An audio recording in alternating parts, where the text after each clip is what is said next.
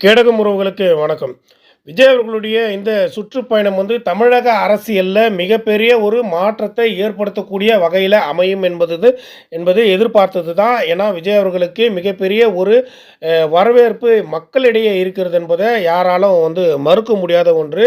ஜெயலலிதா அம்மையாருக்கு எப்படி ஒரு மிகப்பெரிய ஒரு வரவேற்பு இருந்ததோ, எம்ஜிஆர் அவர்களுக்கு எப்படி ஒரு மிகப்பெரிய வரவேற்பு இருந்ததோ, விஜயகாந்த் அவர்கள் கட்சி துவங்கியபோது அவருக்கு செல்லக்கூடிய இடங்களில் எல்லாம் மக்களுடைய வரவேற்பு எப்படி இருந்ததோ, அதை காட்டிலும் ஒரு 2 மடங்கு வரவேற்புடன் தான் விஜய் அவர்களுடைய இந்த சுற்றுப்பயணம் துவங்கி இருக்கு தான் பார்க்கணும். ஏன்னா, விஜய் அவர்களுடைய அந்த முதல் சுற்றுப்பயணமே விமான நிலையத்திலிருந்து அந்த மக்கள் படை திரண்டு அவருக்கு பெரிய வரவேற்பு கொடுக்கக்கூடியதை பார்க்கலாம். குறிப்பாக திருச்சியை பொறுத்தவரையில் அங்கே இருக்கக்கூடிய பொதுமக்களே விஜய் அவர்களுக்கு பெரிய ஒரு வரவேற்பை கொடுத்து வராங்க.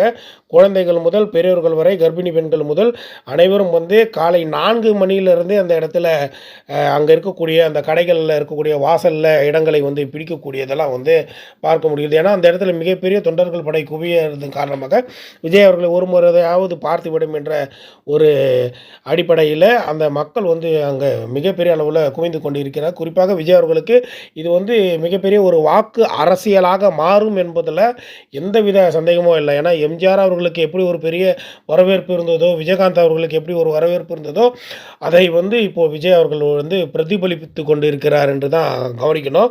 இது தமிழக அரசியலில் முக்கியமாக ஒரு பெரிய மாற்றத்திற்கான அரசியலை விஜய் அவர்கள் முன்னெடுத்து செல்கிறார் என்று தான் பார்க்கணும்.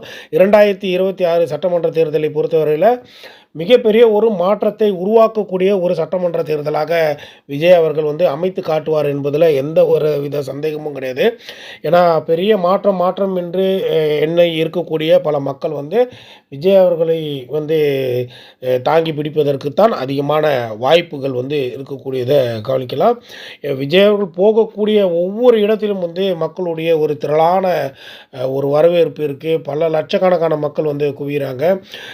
எப்படி கள்ளக்குறிச்சியில் அந்த முதல் மாநில மாநாட்டில் எப்படி ஒரு பெரிய வரவேற்பு இருந்ததோ, மதுரையில் 2வது மாநில மாநாட்டில் எப்படி ஒரு வரவேற்பு இருந்ததோ, அதை காட்டிலும் தற்போது விஜய் அவர்களுடைய அந்த சுற்றுப்பயணம் ஒரு வெற்றி சுற்றுப்பயணமாக மாறிவிட்டது என்று தான் கவனிக்கணும். இது விஜய் அவர்கள் எடுக்கக்கூடிய முதல் அரசியலாக பார்க்கணும். விஜய் அவர்கள் இந்த இடத்துல என்ன பேசப் போகிறார், எந்த அரசியலை பேசப் போகிறார் என்பது தான் முக்கியமாக கவனிக்கக்கூடியதாக இருக்குது.